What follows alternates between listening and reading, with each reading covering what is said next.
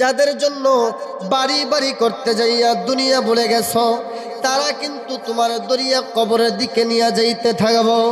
আল্লাহ নবী ডাক দেয়া বলেন, দুনিয়ার মানুষেরা রে, ওই মানুষটাকে, ওই মাইয়তটাকে যখন কবরের ভিতরে নামানো হয়, ওই মুহূর্তের ভিতরে মাইয়তের লাশটা কিন্তু টের পাইতে থাকে।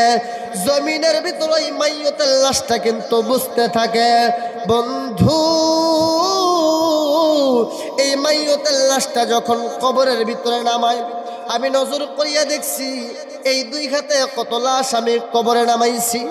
দুনিয়ার সিস্টেমে তিনটা মানুষ কবরে নামিয়া গেলাম, বুকের ভিতরে হাতটা লাগাইয়া বিসমিল্লাহি ওয়া আলা মিল্লাতি রাসূলিল্লাহ বলিয়া তার কবরের ভিতরে রাইখা এক পাশ দেখে যখন মোটা মোটা বাঁশগুলা দেওয়া শুরু করে গো, মোটা মোটা বাঁশগুলা যখন দেওয়া শুরু করে, বাঁশ যখন অর্ধেক হয়ে যায়, উপর থেকে একটা মানুষ ডাক দেয়া বলে, উঠিয়া যাও, এই কবরের ভিতরে দুইটা মানুষ থাকুক, এই কবরে আর তিনটা মানুষের জায়গা হয় না।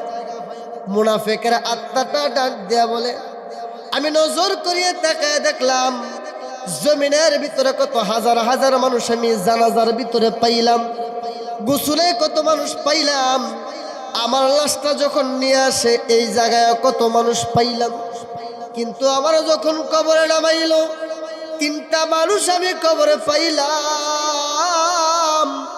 আবার একটা মানুষ কবর থেকে উঠিয়া গেল, দুইটা মানুষ আমি কবরে পাইলাম। আর একটু যখন বাসটা যখন দেওয়া হয়ে যায়, আরেকজন মানুষ ডাক দেয়া বলে, উঠা গো, তুমিও কবর থেকে উঠিয়া যাও, তুমিও কবর থেকে উঠিয়া যাও।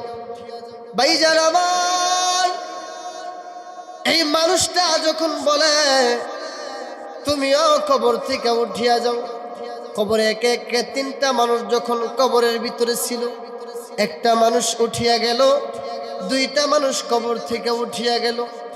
কবরের ভিতরে এখন একটা মানুষ আছে, ওই মৃত ব্যক্তির লাশটা ডাকিয়া ডাকিয়া বলে, নিমুখ হারামের দলেরা রে, যেই বাড়ি বাড়ি করতে যাইয়া কবর বুড়িয়া গেলাম, যেই গাড়ি গাড়ি করতে যাইয়া কবর বুড়িয়া গেলাম, যেই বিবির মায়ায় পড়িয়া কবর বুড়িয়া গেলাম গো, যেই সন্তানের মায়ায় পড়িয়া কবর বুড়িয়া গেলাম, আজকে এই কবরে কেউ নাই, আজকে এই কবরে শুধু একটা মানুষ পাইলাম।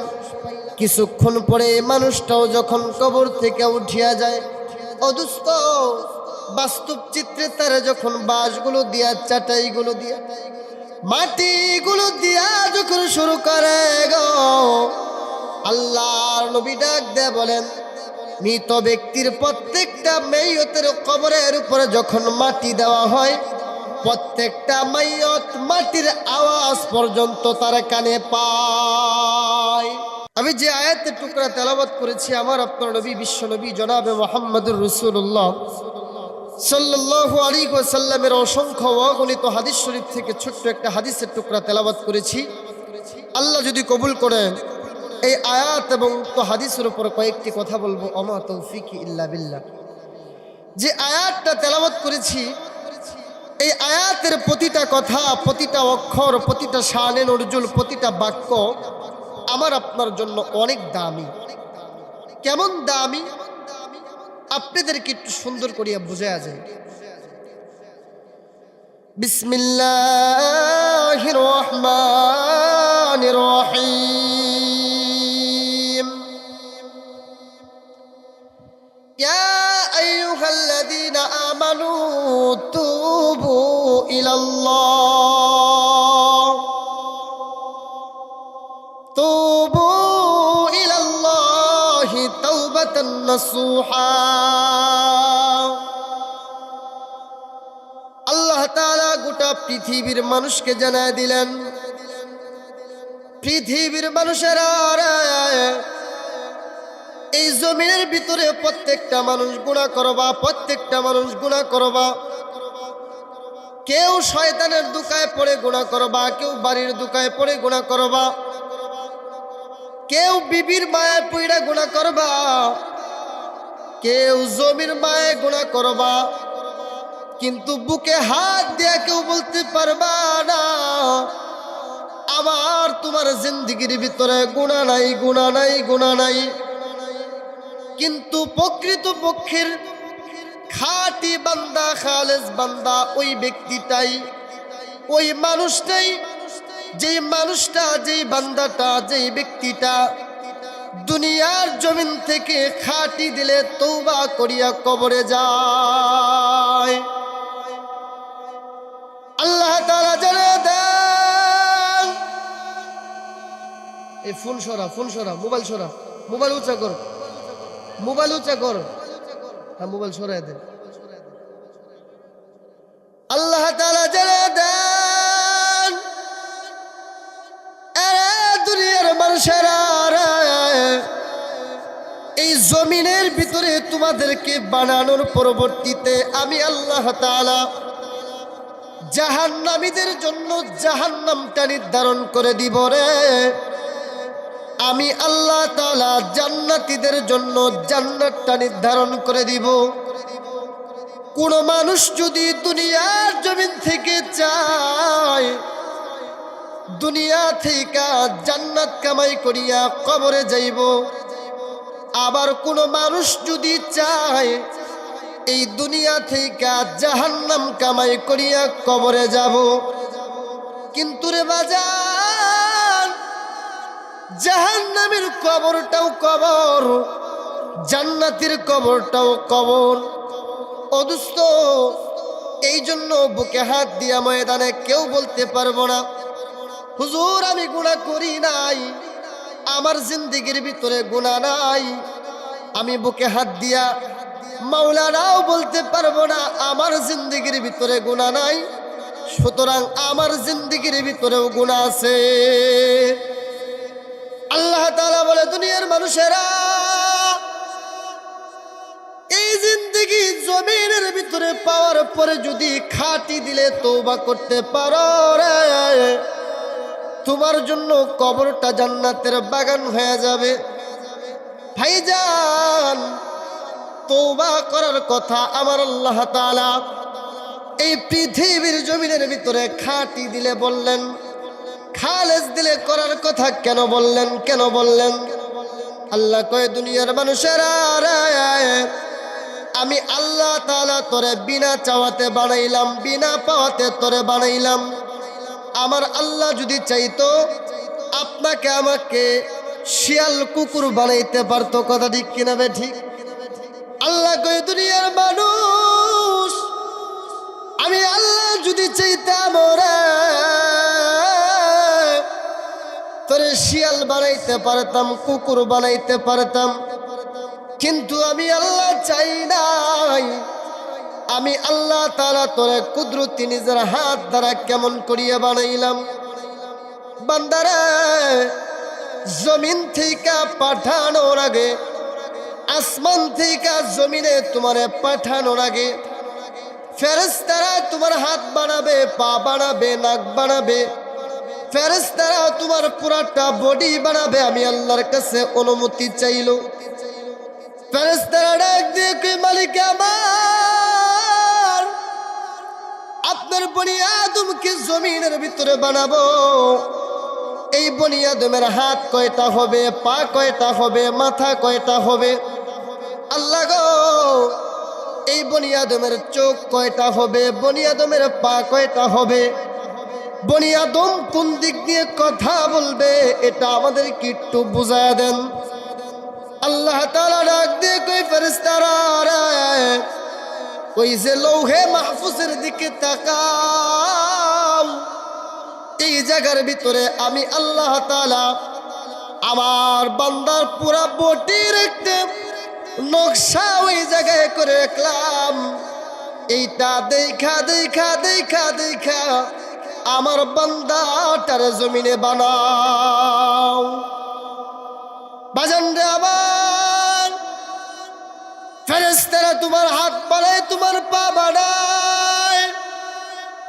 ফেরেশতারা যখন শরীরের প্রত্যেকটা অঙ্গ প্রত্যঙ্গ বানানো শেষ হয়ে গেছে, এই চেহারাটা বানানোর জন্য যখন হাতটা লাগাইছে, আমার আল্লাহ তাআলা ডাক দিয়া কয় ফেরেশতারা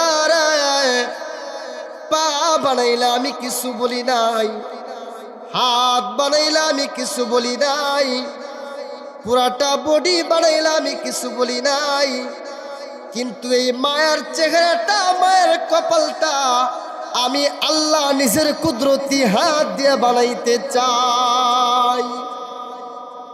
এজন্য আল্লাহ তাআলা বলেন দুনিয়ার মানুষ এই জিন্দেগি থেকে দুনিয়ার জমিন থেকে যদি গুনাহ হওয়ার পরে খাটি দিলে তওবা করিয়া কবরে আসতে পারো তোমার জন্য আমার আল্লাহ কবরটা জান্নাতের বাগান বানায় দিবে। বাজার আমার জমিনের ভিতরে সাহাবায়ে কেরাম তওবা করেছেন, তাদের তওবা কেমন তওবা ছিল আমি আপনি তওবা করি। এখন তো গুনাহ করার পরে আমি আপনি মনেই করি না যে এটা গুনাহ, কথা ঠিক কিনা বেঠি? জোরে বলেন। এখন তো তওবা করব তো দূরের কথা, গুনাহটারে গুনাই মনে করি না, এই গুনাহটারেও আমরা নেক আমল মনে করি, কথা ঠিক কিনা বেঠিক? কিন্তু সাহাবায়ে কেরাম একটা গুনাহ করার পরে আল্লাহর কাছে খাটি দিলে তওবা করছে, তাদের তওবা আমার আল্লাহ আসমানের ভিতরে কবুল করিয়া নিছে। ভাইজান আমার এক সাহাবীর তওবার ইতিহাস আপনাদেরকে একটু শোনাই। সাহাবীর তওবা আমার আল্লাহ আসমানে কেমন করিয়া কবুল করিয়া নিছে গো। এই সাহাবীর তওবাটা আমার আল্লাহ তাআলা নিজের আরশের ভিতরে কবুল করিয়া নিছে, কবুল করিয়া নিছে। দোস্তরে আল্লাহর নবীর কাছের একজন সাহাবী ছিল খলিফাতুল মুসলিমিন আমিরুল মুমিনিন হযরতে উমর ফারুক রাদিয়াল্লাহু তাআলা আনহু হইতে হাদিস বর্ণিত।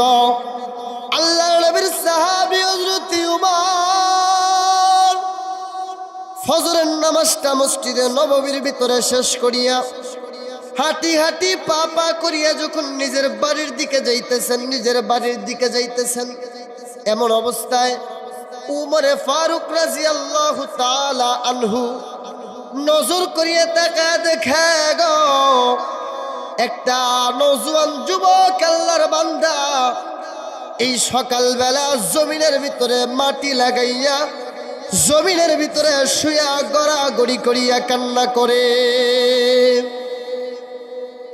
এই যুবকটা এত পরিমাণের কান্না করতেছে, আল্লাহর নবীর সাহাবী হযরত উমর এই যুবকের কান্না দেখে রাস্তার ভিতরে দমকে দাঁড়ায় গেল। ওমর ফারুক রাদিয়াল্লাহু তাআলা আনহু তো নরম দিলের মানুষ না, আল্লাহর নবীর সাহাবী হযরত উমর একটা গরম দিলওয়ালা সাহাবী, যেই সাহাবীর চোখ দিয়া কোনো সময় পানি পড়ে না। এই উমরে ফারুক রাদিয়াল্লাহু তাআলা আনহু জমিনের ভিতরে চোখের পানি ফেলা কান্না করতেছেন। মুহূর্তের ভিতরে উমরে ফারুক রাদিয়াল্লাহু তাআলা আনহু ডাক দিয়া কয়, যুবক কার এত বড় সাহস রে, এই মদিনার জমিনের ভিতরে তোমার গায়ে হাত উঠাইছে, তোমারে মারছে। যুবক আমার কাছে একটু বলো না, আমি দেখতে চাই তোমারে কে আঘাত করলো, তোমারে কে মারলো।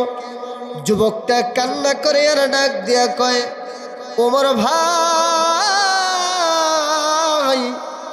আমার কান্নার কারণটা আমি আপনার কাছে বলবো না, আমার কান্নার কারণটা আমি বিশ্ব নবী রাহমাতুল লিল আলামিনের কাছে বলতে চাই। যদি পারেন আমার একটু নবীজির দরবারে নিয়ে যান। ওমর রাদিয়াল্লাহু তাআলা আনহু ডাক দিয়ে কই, আরে যুবক আমার কাছে কি তোমার কান্নার কারণটা একটু বলা যায় না? যুবকটা ডাক দিয়া কয়, ওমর, আমার কান্নার কারণ আমি তোমার কাছে বলবো না, যদি পারো গো আমার একটু বিশ্ব নবীজির কাছে নিয়ে যাও। এই যুবকের কান্নাটা এত পরিমাণের কান্না, উমরে ফারুক রাদিয়াল্লাহু তাআলা আনহু যুবকের কাছে বলছেন। উমরে ফারুক রাদিয়াল্লাহু তাআলা আনহু নিজের চোখের পানিটা যুবকের কান্না দেখা ধরে রাখতে পারলো না। মুহূর্তের ভিতরে হযরত উমর এই যুবকটাকে লইয়া যখন বিশ্ব নবীজির কাছে যখন রওনা হয়ে গেলেন, নবীজির দরবারে যখন চলে যাইতেছেন, আল্লাহর নবীর সাহাবী হযরত উমর ওই যুবকটাকে লইয়া পয়গম্বরের দিকে যখন রওনা হয়ে গেল, উমরে ফারুক রাদিয়াল্লাহু তাআলা আনহু সামনে সামনে হাঁটতেছে, ওই যুবকটা চোখের পানি ফেলা পিছনে পিছনে হাঁটতেছে। ফজরের নামাজটা শেষ করে আমার আপনার নবী হুজরাখানা থেকে, মসজিদ থেকে বের হইয়া হুজরাখানায় একটু বিশ্রাম করতেছেন, আরাম করতেছেন।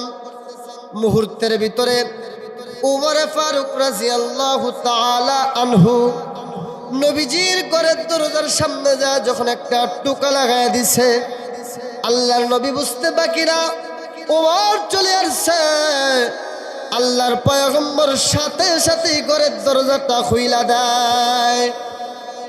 আল্লাহর নবীর ঘরের দরজা খুইলা তাকায় দেখতেছেন, এই সকালবেলা আমার বাড়ির সামনে দাঁড়ায় আছে উমর, কিন্তু উমরের চোখ দিয়ে ঝর্ণার মতো পানি পড়তেছে, পানি পড়তেছে। আল্লাহর নবী ডাক দিয়ে কয়, উমর, কার তোমার সাহস হইছে রে এই মদিনার জমিনের ভিতরে তোমার আঘাত করে, তোমার গায়ে আঘাত করে? উমর, কে তোমার আঘাত করছে আমার কাছে একটু বলো না, আমার কাছে একটু বলো, আমি পয়গম্বর ওই লোকটাকে বিচার করব, ওই লোকটাকে শাস্তি দিব। উমরে ফারুক রাদিয়াল্লাহু তাআলা আনহু ডাক দিয়া বলে, নবীজি গো, কেউ আমারে মারে নাই, কেউ আমার আঘাত করে নাই। নবীজি গো, আমি একটা নওজোয়ান যুবকের চোখের পানি দেখা জমিনের ভিতরে চোখের পানি ধরে রাখতে পারলাম না। আল্লাহর নবী ডাক দিয়ে কই, উমর, কই যে নওজোয়ান যুবকটা কান্না করতেছে রে, কই যুবকটাকে আমার কাছে নিয়ে আসো না। আল্লাহর নবীর কথা মোতাবেক এই যুবকটাকে যখন পয়গম্বরের সামনে আনা হলো, আল্লাহর নবী বিশ্ব নবী ডাক দিয়া কয়, এ যুবক, কেন তুমি চোখের পানি ফেলায়া কান্না করো রে? আ যুবক, কি হয়েছে? কেন তুমি চোখের পানিটা ফলাইতেছো? কেন তুমি কান্না করো? যুবকটা ডাক দিয়া কয়, নবীজি গো, আমি মদিনার একটা নওজোয়ান যুবক, ইয়া রাসূলুল্লাহ, ইয়া হাবিবাল্লাহ, নবীজি গো, আমার দিল সাক্ষী দিতেছে আমার মতো গুনাহগার এই পৃথিবীর জমিনে আর কেউ নাই। আল্লাহর নবী ডাক দিয়ে কই, যুবক, কি এমন গুনাহ তুমি করলা রে, যেই গুনাহটা করার কারণে নিজের জমিনের ভিতরে সবচেয়ে বড় গুনাহগার দাবি করতেছ? কি এমন গুনাহ হইছে? এ যুবক, তোমার গুনাহ কি আসমানের সম পরিমাণ হইছে কিনা? যুবকটা কান্দে আর ডাক দিয়ে কয়, নবীজি গো, আমার গুনাহটা আসমানের থেকেও বেশি হয়ে গেছে। আল্লাহর নবী ডাক দিয়ে কই, যুবক, তোমার গুনাহ কি আল্লাহর আরশের সম পরিমাণ হইছে কিনা? যুবকটা কান্দে আর ডাক দিয়ে কয়, নবীজি গো, আমার দিল সাক্ষী দিতেছে আমার গুনাহটা আল্লাহর আরশের সমান, তার থেকেও বেশি হয়ে গেছে। আল্লাহর নবী ডাক দিয়ে কই, যুবক কি তুমি এমন গুনাহ করছো রে, যেই গুনাহ করার কারণে তোমার গুনাহ নাকি আল্লাহর আরশের চাইতেও বেশি তুমি হয়ে গেছো।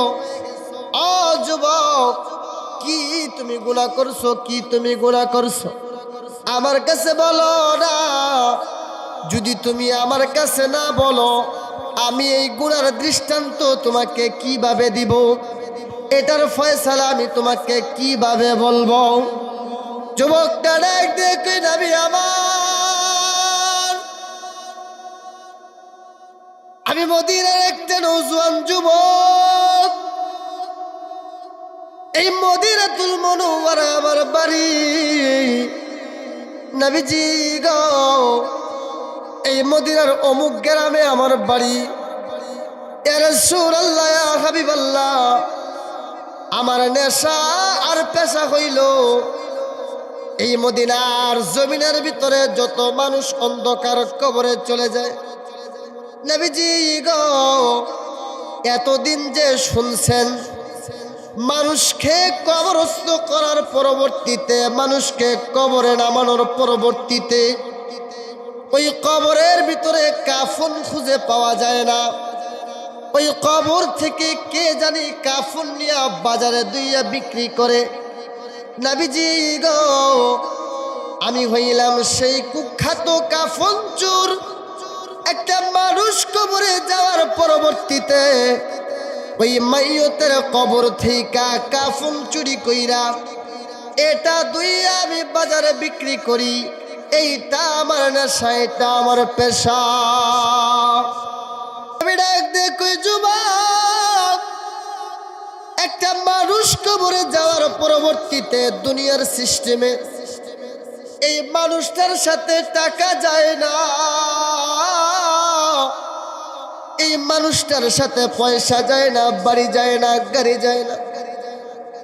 এই যুবক, দুনিয়ার সিস্টেমে শেষ বিদায়ের সময় 3 টুকরা কাপড় নিয়ে মানুষটা কবরে যায়। ও যুবক, তুমি এই কাফনটা চুরি করে লাশটাকে উলঙ্গ করিয়া কবরে রাইখা এটা দুইয়া বাজারে বিক্রি করো। তোমার মতো গুনাহগার এই জমিনে আর কেউ না। যুবকটা ডাক দিয়ে বলে, নবীজি আমার, শুধু যে কবর থেকে কাফন চুরি করছি এটাই শেষ না। নবীজি গো, এর থেকেও বড় একটা মারাত্মক গুনাহ আমি করছি। আল্লাহ নবী ডাক দিয়ে কই, যুবক রে, একে তো কবর থেকে কাফন তুমি চুরি করছো, আবার বলতেছো এর থেকেও বড় মারাত্মক গুনাহ তুমি করছো। এ যুবক, কি এমন গুনাহ তুই করলি রে? আমার কাছে একটু বলো না, বলো না, বলো না। যুবকটা কান্না করে আর ডাক দিয়ে বলে, নবীজি গো, আমার প্রতিদিনের নেশার পেশা হইল কবর থেকে কাফন চুরি করা। ইয়া রাসূলুল্লাহ, ইয়া হাবিবাল্লাহ, আজ থেকে 3 দিন আগের একটা ঘটনা।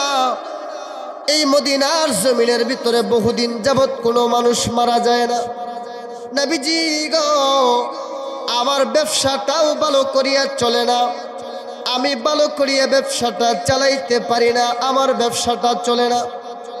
নবী আমার, আজ থেকে 3 দিন আগে আমার কানে একটা খবর চলে আসলো, নবীজি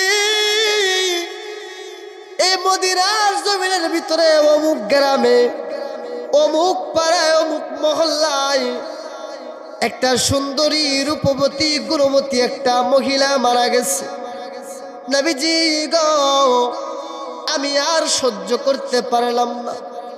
আমি মনে করলাম এই মহিলাটারা, মানুষগুলো যখন, আত্মীয় স্বজনগুলো যখন তারা কবরে নামাইব, কবরে নামাইয়া যখন যার যার বাড়িতে চলে আসব, নবীজি গো আমি এই কবরের ভিতরে নাই মা কাফনগুলো চুরি কইরা বাজারে দুইয়া বিক্রি করব। ইয়া রাসূলুল্লাহ, ইয়া হাবিবাল্লাহ, নবী আমার, আমি আর সহ্য করতে পারলাম না। এই মেয়েটার বাড়িতে চলে গেলাম, মহিলার বাড়িতে চলে গেলাম। নবীজি গো, বিশ্বাস করবেন না, এই মেয়েটার সুন্দর করিয়া দাফন কাফন আমরা করলাম, নিজের হাতে কাফনগুলো পরাইলাম, নিজের হাতে খাটিয়াতে রাখলাম। নবীজি গো, সুন্দর করিয়া আমরা সবাই জানাজাটা শেষ করলাম। ইয়া রাসূলুল্লাহ, ইয়া হাবিবাল্লাহ, আমি নিজে কবরের ভিতরে মেয়েটার দুইটা হাতে নামাইলাম। নবী আমার, এই মেয়েটার জানাজা যখন শেষ হয়ে গেল, দাপন কাপন যখন শেষ হয়ে গেল, সবাই যখন তার কবরের ভিতরে নামাইয়া পাশগুলো দিয়া, চাটাইগুলো দিয়া গো, মাটিগুলো উপরে দিয়া যখন যার যার বাড়িতে চলে আসল। ইয়া রাসূলুল্লাহ, ইয়া হাবিবাল্লাহ, আমি আমার গন্তব্যে যাই না, আমি গভীর রাতের অপেক্ষা করতেছিলাম, কখন গভীর রাত হয়ে যাবে রে। আমি এই মেয়েটার কবর থেকে মাটিগুলো সরাইয়া, বাঁশগুলো সরাইয়া মেয়েটার কবরের ভিতরে নাই মা কাফনগুলো চুরি করব। নবী আমার, আমি দীর্ঘক্ষণ সময় অপেক্ষা করার পরবর্তীতে মধ্যবর্তী রাত যখন জমিনের ভিতরে হয়ে গেল, নবীজি গো, আমি সুন্দর করিয়া নজর করিয়া তাকায় দেখলাম আমার ডানে কেউ নাই, আমার বামেও কেউ নাই, আমার সামনেও কেউ নাই, পিছনেও কেউ নাই। ইয়া রাসূলুল্লাহ, ইয়া হাবিবাল্লাহ, আমি মনে করলাম এইটাই আমার সুন্দর একটা সুযোগ, কবর থেকে মাটিগুলো সরাইয়া, বাঁশগুলো সরাইয়া কবরের ভিতরে নাইমা মেয়ের কবর থেকে কাফনগুলো চুরি কইরা বাজারে বিক্রি করব। নবীজি গো, যেই কথা সেই কাজ। গভীর রাত যখন হয়ে গেল, 1 মিনিট অপেক্ষা করতে পারলাম না। আমি 1 মিনিট অপেক্ষা না করিয়া এই মেয়ের কবরের পাশে যাইয়া মাটিগুলো সরাইয়া, বাঁশগুলো সরাইয়া, চাটাইগুলো সরাইয়া আমি মেয়েটার কবরের ভিতরে যখন নামিয়ে গেলাম, নবী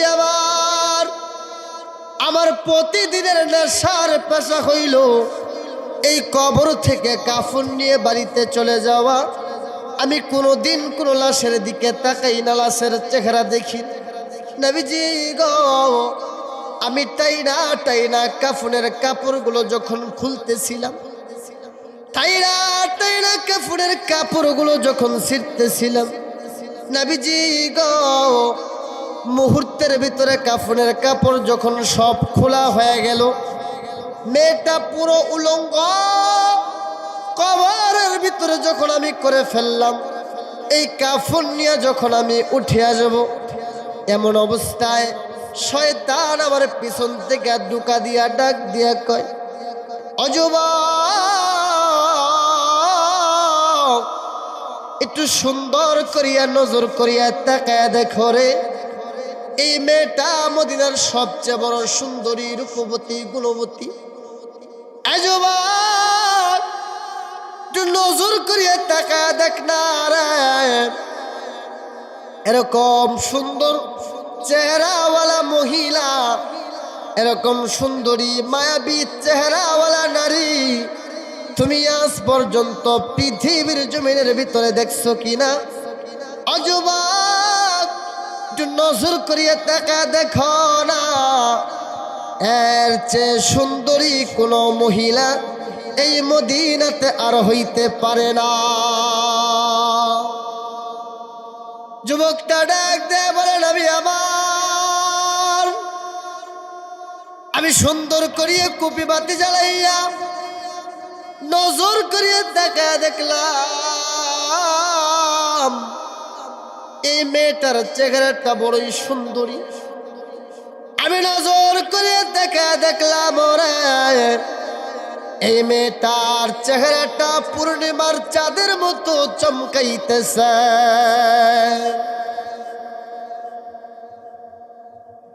দাঁড়ায় বক্সটা দিকে করে দাও তো, বক্সটি সোজা করো, এদিকে সোজা করো।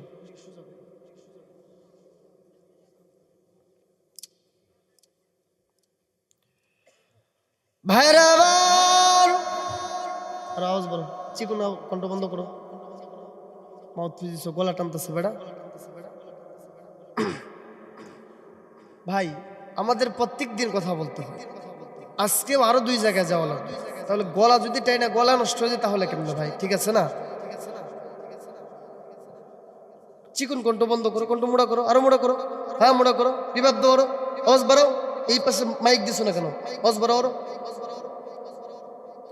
ভাইরা আবার মোড়া করো কণ্ঠ। যেই ঘটনা বলতেছিলাম আপনাদেরকে, এই যুবক এইবার ডাক দেয়া বলে নবীজি গো, আমি এই মেয়েটার কবরের ভিতরে যখন নাইমা গেলাম, সুন্দর করিয়া নজর করিয়া আমি তাকায় দেখলাম গো, এই মেয়েটার চেহারাটা পূর্ণিমার চাঁদের মতো চমকাইতেছে। যুবকটা এবার ডাক দেয়া বলেন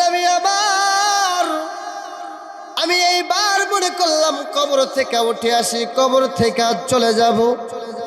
নবীজি গো, এই মুহূর্তের ভিতরে আমার পিছনে শয়তান ঢুকা দিয়া ডাক দিয়া কয়, যুবক রে,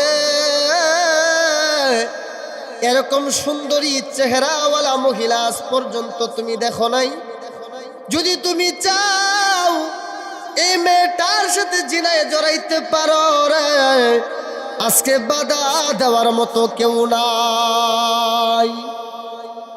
যুবকটা ডাক দিয়ে বলে নবীজি আবার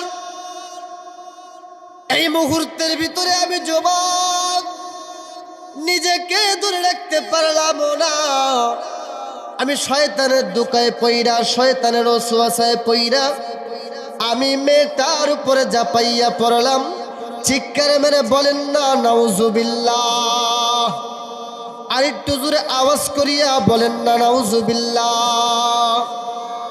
এই যুবকটা এবার ডাক দিয়ে বলে নবীজি, আমি আমার কৃতকর্ম শেষ করে যখন কবর থেকে উঠে আসব, কবর থেকে চলে আসব, নবীজি গো, এই মুহূর্তের ভিতরে আমার মনে হইল পিছন থেকে যেন আমার আল্লাহ তাআলা এই মেয়েটার জবানটা কুদরতি ভাবে খুলিয়ে দিছে গো।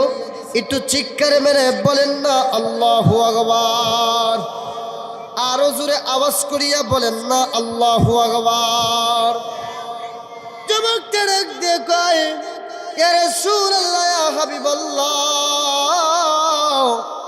এই মেয়েটা যেন আমাকে পিছন থেকে ডাকিয়া বলতেছে, ও যুবক, আমার বাইরে, আমার বোনেরা, আমার আত্মীয় স্বজনেরা, আমার পাড়া প্রতিবেশীরা আমার সুন্দর করিয়া গোসল করাইয়া, সুন্দর করিয়া কাপড় পরাইয়া আমার কবরে নামাইছে। এ যুবক, মদিনার সুন্দরী রূপবতী গুণবতী একটা মেয়ে আমি ছিলাম রে। এই মদিনাতেই আমি আমার চেহারাটা কাউরে দেখাই নাই। এই কবরে তুমি আমার নাপাক বানায় গেলা রে। আমি তোরে হাত দিয়া বাধা দিতে পারলাম না, পা দিয়া বাধা দিতে পারলাম না। এ যুবক, তুমি শুনিয়া লও, কাল কিয়ামতের কঠিন ময়দানে আবার আল্লাহর সামনে যখন আমি নাপাক অবস্থায় দাঁড়াবো রে, এই দিন কিন্তু তোরে আমি ছাড়ব না। তাহলে বলেন তো দেখি বাবা, এই যুবকের গুনাহটা বেশি না কম? একটু জোরে বলেন, বেশি না কম? আল্লাহর নবী ডাক দিয়ে কই, যুবক, একই তো কবর থেকে তুমি কাফন চুরি করো রে, আবার কিনা একটা মৃত মেয়ের সাথে তুমি জিনা করছো। এই যুবক, আমার আল্লাহ তোরে মাফ করবো কিনা আমি জানি না, তবে তুই আমার সামনে থেকে বিদায় হয়ে যা। আমি জানি না তুই মাপ পাবি কিনা, তুই মাপ পাবি কিনা। যুবকটা ডাক দেয়া বলে, নবীজি গো, এই কবর থেকে আজকে 3 দিন যাবৎ বিদায় হইয়া আমি চলে আসছি, কিন্তু আমি খাইতে যাই জাহান্নামের ভয়টা আমার দিলে চলে আসে। আমি ঘুমাইতে যাই জাহান্নামের ভয়টা আমার দিলে চলে আসে। ও বাবা, দৈনিক আমি আপনি কত গুনাহ করি, কি পরিমাণের গুনাহ করি গো। 1 সেকেন্ডের জন্য দিলের ভিতরে অনুশোচনা হয় না তুমি আর আমি যে গুনাহ করলাম। জোরে বলো কথা ঠিক কিনা বে ঠিক? কত গুনাহ হাতের দ্বারা হয়ে যায়, কত গুনাহ পায়ের দ্বারা হয়ে যায়, কত গুনাহ চোখের দ্বারা হয়ে যায়, কত গুনাহ জবানের দ্বারা হয়ে যায়। কিন্তু আমার দয়ার আল্লাহ একদিনের জন্য, 1 সেকেন্ডের জন্য তোমারে আমারে কিন্তু গুনাহগার বলিয়া ডাকে না। আল্লাহ নবী ডাক দে, কই যুবক, জানারে যা, তুই আমার সামনে থেকে বিদায় হয়ে যা। তুই মাপ পাবি কিনা আমি জানি না, আমি জানি না। এই যুবকটা আল্লাহ নবীর সামনে থেকে বিদায় হয়ে মদিনার সবচেয়ে বড় একটা উঁচু পাহাড়ের নাম হইল উহুদ পাহাড়। এই উহুদ পাহাড়ের চূড়ায় যাইয়া চোখের পানি ফালায়া যখন কান্না শুরু করছে, বাজান বয়ানের শেষ মুহূর্তে দেখো গো, 1 ফোঁটা চোখের পানি ময়দানে ফলাইতে পারো কিনা। সর্বোচ্চ 5 মিনিট আলোচনা আমি আর করবো গো বাবা। অদুস্ত এই যুবক মৃত লাশের সাথে জিনা করার পরেও যদি আল্লাহ তারে মাফ করে, বন্ধুরে আমি আর তুমি তো ওই পরিমাণের গুনাহ করি নাই। আমি আর তুমি যদি খালেস দিলে, খাঁটি দিলে আল্লাহর কাছে মাফ চাই, আমার আল্লাহ কয়ে বান্দারে তওবার দরজা কেমন বড় জানোনি? এই জমিন থেকে আসমান যতটুকু বড় গো, জমিন থেকে আসমানের মধ্যবর্তী জায়গার ভিতরে যতটুকু প্রশস্ত আছে, আমার আল্লাহ ডাক দিয়া কয়েন তওবার দরজাটা আমি আল্লাহর কাছে এর থেকেও বেশি বড়। এজন্য বাজার আমার বয়ানের শেষ মুহূর্তে 1 ফোঁটা চোখের পানি ফলাইবা। কারণ রে বাবা, আল্লাহর নবী বলেন চিরস্থায়ী জিন্দেগি নিয়ে এই দুনিয়াতে কেউ তুমি আমি থাকতে পারবো না। দুনিয়া সারি একদিন কবরে যাওয়া লাগবে গো, দুনিয়া সারি একদিন কবরে যাওয়া লাগবে। আজুস্ত আবার কেমন হয়ে যাবে তোমার আমার জন্য কবরের প্রথম রাত। বন্ধু, কেমন হয়ে যাবে তোমার আমার জন্য কবরের প্রথম রাত। যদি না কেমন ভালো না হয়, তুমি কে টাকাওয়ালা তোমারে চিনব না, তুমি কে তুমি বাড়িওয়ালা তোমারে চিনব না, তুমি কে তুমি গাড়িওয়ালা তোমারে চিনব না, আমি কে মাওলানা আমারে চিনব না। কবরের 2 পাশের মাটিগুলো পাষাণ হইয়া তোমারে আমারে কিন্তু এক একটা চাপ মারতে থাকবো, এক একটা চাপ মারতে থাকবো। হাদিসের কিছু বাস্তব কথা আমি আপনাদেরকে বাংলা উপস্থাপনা করে একটু শোনা যাই গো বাবা। অদুস্ত এ হাতে কত মানুষকে কবরে নামাইলাম, এ হাতে আমি কত মানুষের মৃত্যুটা দেখলাম গো বাবা। এই চোখের সামনে কত মানুষকে জমিন থেকে বিদায় হয়ে যাইতে দেখলাম গো বাবা। বিশ্বাস হবে কিনা জানি না, গত কয়েকদিন আগে এই 2টা হাতে মাহফিল শেষ করিয়া তোমার আমার মতো যুবক 21 বছরের একটা যুবককে আমি নিজের হাতে রাতের 1টা সময় তারে খাটিয়া থেকে নামাইছি। তারে যে দুনিয়ার জমিনের যে খাটগুলো আছে, এই খাট থেকে তারে আমি নামাইছি। বাইরে আবার এই মুহূর্তের ভিতরে যুবকের ভাই 1 সেকেন্ডের জন্য আইসা বলে না আমার বাইটারা রাইখা যাও। মুহূর্তের ভিতরে এই যুবকের মা আইসা ডাক দেয়া বলে, নাই গো, আমার ছেলেটারে খাটের উপর রাইখা যাও। মেয়ে পর্যন্ত বলে নাই, আদরের বিবিটা পর্যন্ত বলে নাই।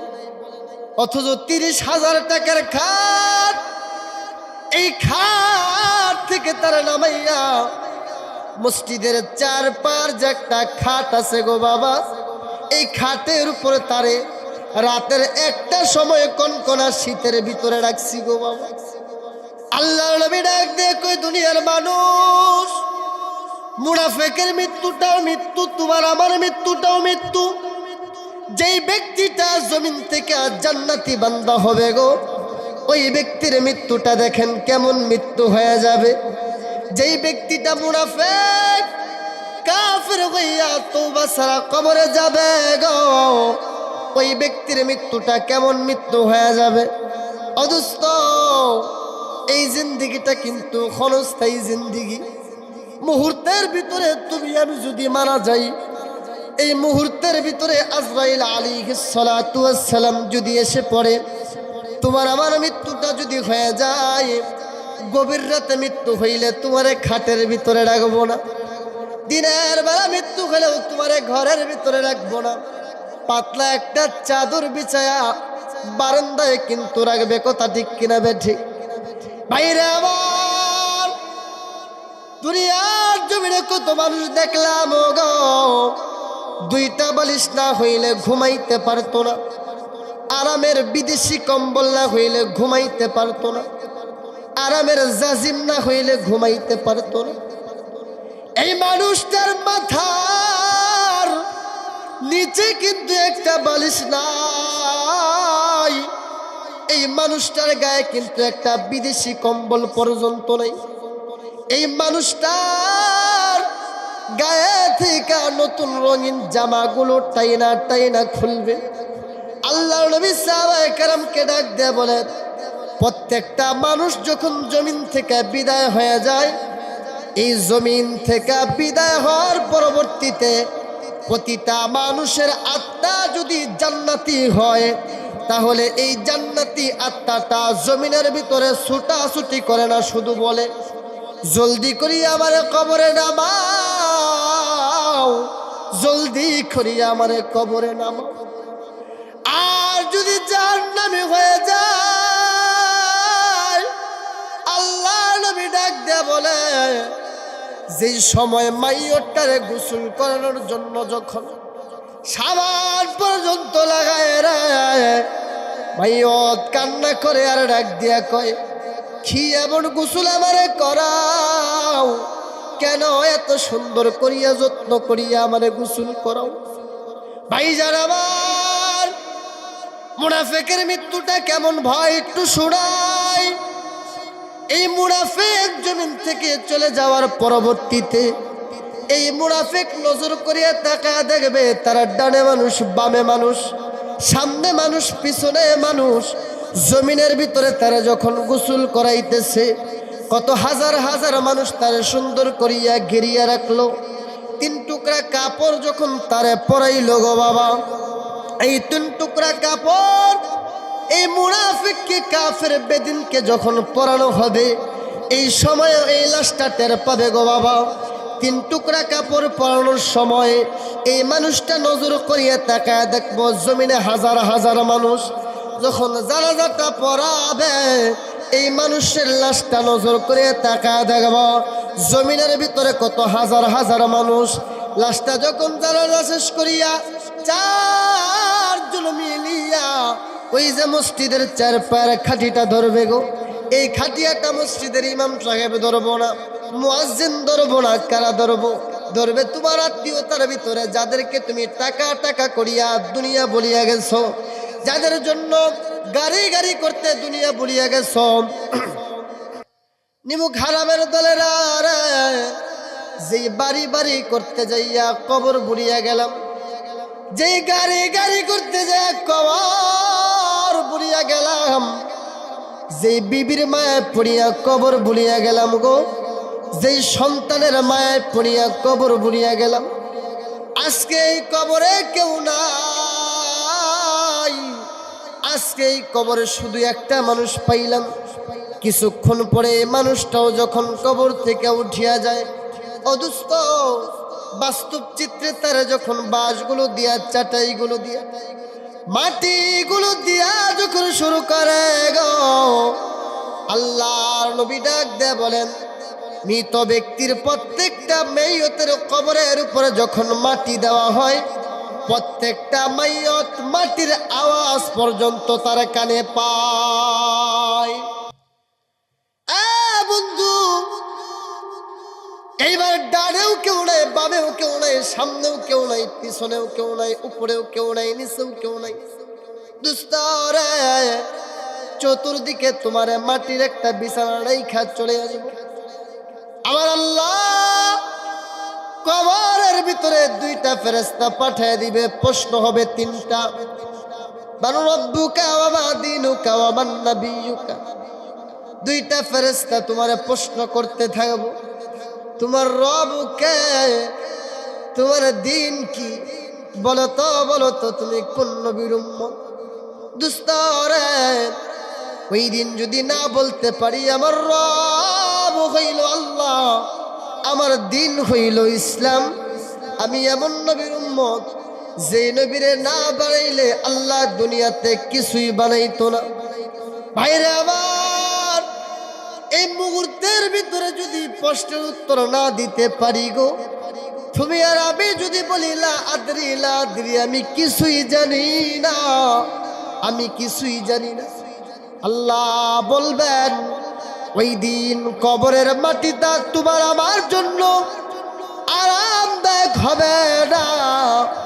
কবরের দুই পাশের মাটি যখন এক একটা চাপ মারবে, হাদিসগুলো বাস্তবে বলতেছি গো বাবা, এক একটা পিজরের হাড় ভাইঙ্গা ভাইঙ্গা আরেকটা পিজর দিয়া ঢুইকা যাইব। আল্লাহর নবী বলেন, এই কবরের আযাব থেকে কেউ বাঁচতে পারবো না, কেউ বাঁচতে পারবো না। দুস্তরে কবরের আযাব থেকে যদি বাঁচতো রে, আবার আল্লাহ তাআলা কবরের আযাব থেকে কত কত সাহাবায়ে কেরামকে কিন্তু বাঁচায় দিত। কিন্তু রে বাবা, তাদের জন্য কবরের আযাবটা ছিল, কারণ তারা গুনাহগার হওয়ার পরবর্তীতেও। এই জন্য বাবা আমার, এই কবরের ভিতরে আমার আল্লাহ সাপগুলো পাঠিয়ে দিবে। এক একটা সাপ কবরের ভিতরে এত পরিমাণের বড় হবে গো, এক একটা সাপের ধ্বংসরে ঠুকুরে, এক একটা সাপের আঘাতে আমার আপনার জীবনটা, আমার আপনার বডিটা 70 হাত মাটির নিচে পর্যন্ত চলিয়া যাবে। অদুস্ত কবর কেমন হবে আমার আপনার জন্য কবরটা? এজন্য ভাইজান আমার, আল্লাহর নবী বলেন, ওই কবরের বাসিন্দা হওয়ার আগে কোনো মানুষ যদি খাঁটি দিলে, প্রকৃত পক্ষের খালেস দিলে, তওবা করিয়া কবরে আসতে পারে, তার জন্য কবরটা জাহান্নামের ইন্ধন হবে না, তার জন্য আমার আল্লাহ কবরটা জান্নাতের বাগান বানায় দিবেন। বাজান আমার মনে আছে কিনা, ওই যে যুবক উহুদ পাহাড়ে চলে গেল গুনাহ করতে করতে, মনে আছে কিনা?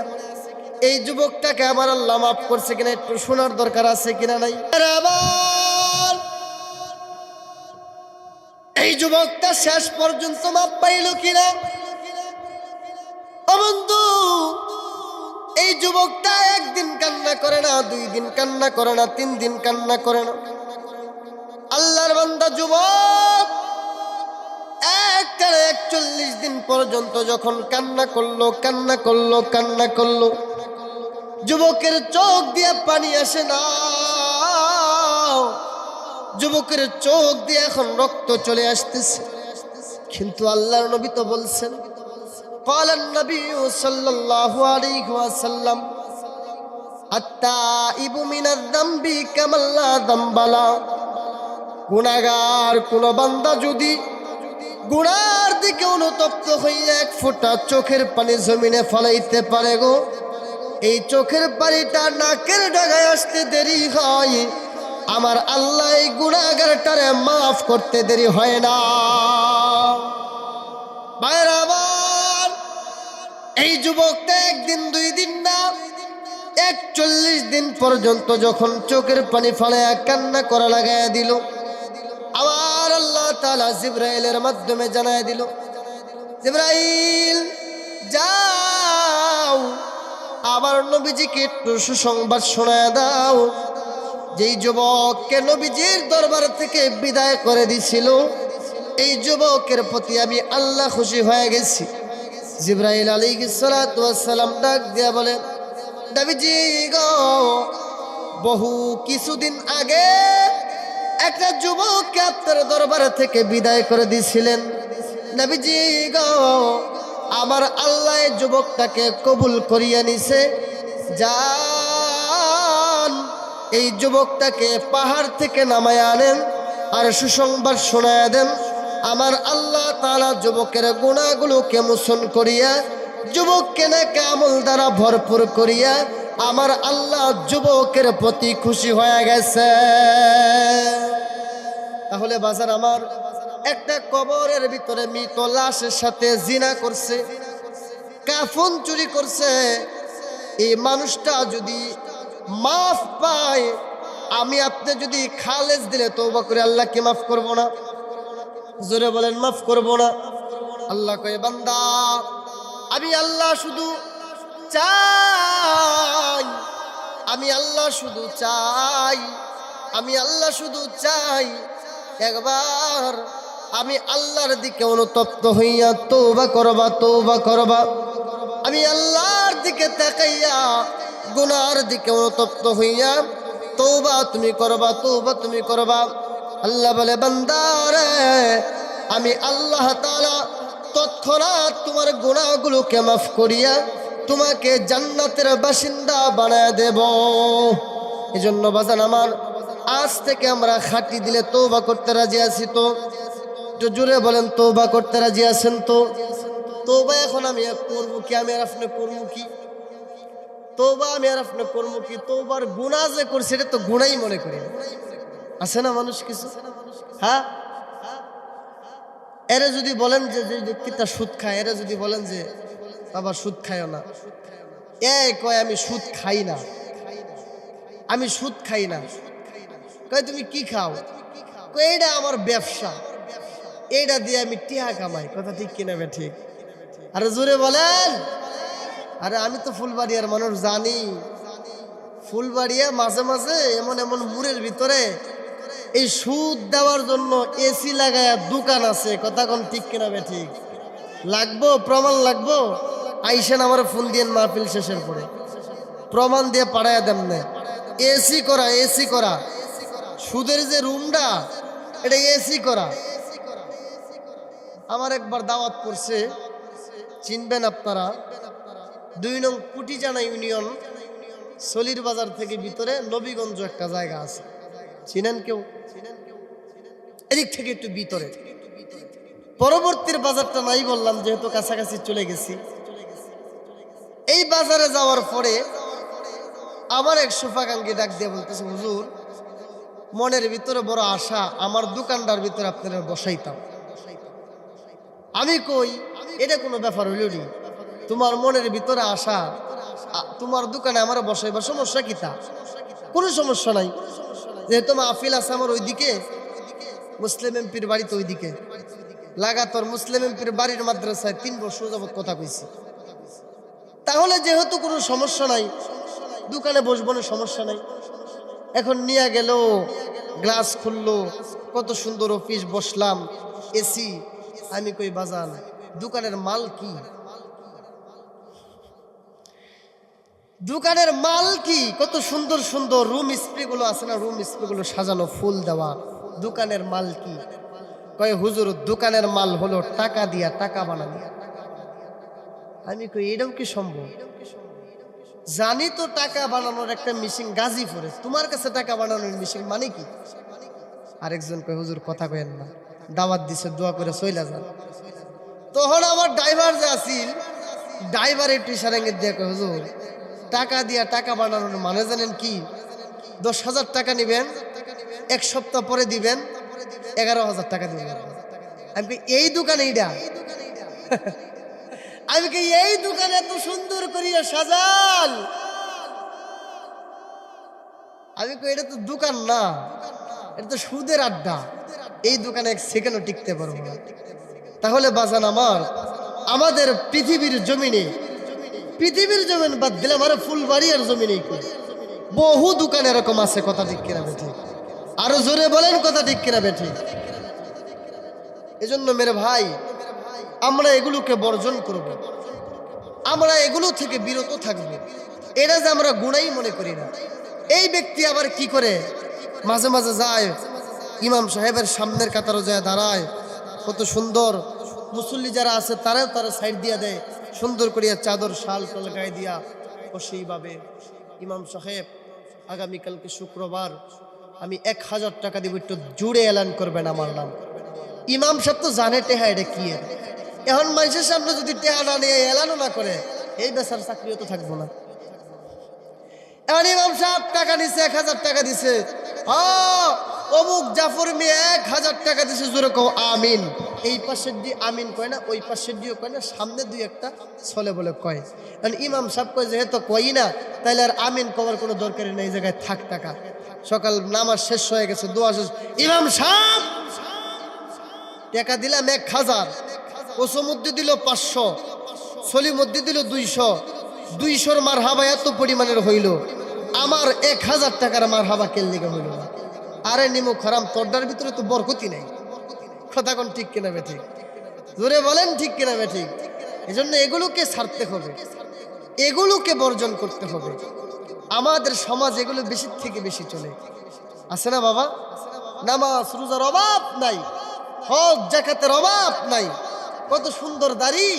এবারে তাবলিগ ছাড়া কিছু বুঝেই না। এবারে তসবি রাস্তা দিয়ে হাঁটার সময়, কেউ তসবি কি লয়েছি গাড়ির ভিতরে আছে, তসবি সুবহানাল্লাহ সুবহানাল্লাহ সুবহানাল্লাহ সুবহানাল্লাহ। নামাজের ভিতরে একবারে সুন্নত পড়তেছে। একদিন নামাজ পড়তেছি আমি, ফুলবাড়িয়ার এক মসজিদে নামাজ পড়তেছি, এভাবে নিয়ত বেঁধে একাতে তসবি সুবহানাল্লাহ সুবহানাল্লাহ। আমি আগে নামাজ পরে তসবি গুণ, তাহলে কেমন পাক্কা আল্লাহর ওলি। কথা কোন ঠিক কিনা বেঠিক? খোঁজ নিয়ে দেখবেন এমন পাক্কা ওলির ঘরের ভিতরে মা বাবা এক মুঠ ভাত পর্যন্ত পায় না। কথা ঠিক কিনা বেঠিক? আরো জোরে বলেন কথা ঠিক কিনা বেঠিক? এই জন্য মেরে ভাই, আমাদের সমাজের ভিতরে এরকম পাক্কা ওলির অভাব নাই। আমাদের সমাজের ভিতরে পাক্কা ওলির অভাব নাই, কিন্তু মা বাবারে দেখবে এরকম ওলি খুঁজেই পাওয়া যাবে। কথা ঠিক কিনা বেঠিক? এই জন্য মেরে ভাই, মাটারে মহব্বত করতে হইব, মাটারে ভালোবাসতে হইব। এই মা পৃথিবীর জমিনের ভিতরে দামি একটা নিয়ামত। আল্লাহর নবী বলেন, হুমা জান্নাতুকা ওয়া হুমা নারুকা। এই মাই হইল তোমার জান্নাত, এই মাই হইল তোমার জাহান্নাম।